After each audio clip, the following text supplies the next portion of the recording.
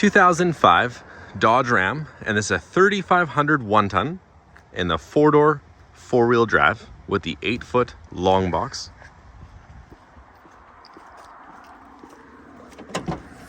And it has the 5.9 liter Cummins 24 valve turbo diesel engine.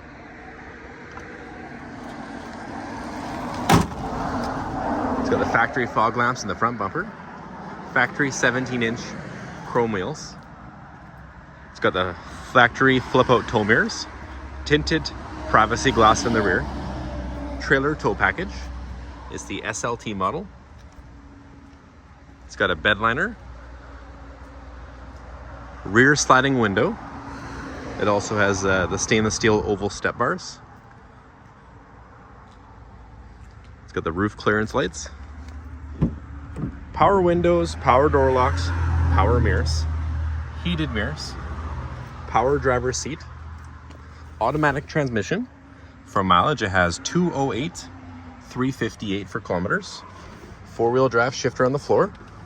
It's got the flip-up console middle seat in the center. Also has a storage down below as well. Factory CD MP3 player, air conditioning, cruise control. It also has a factory keyless entry remote as well.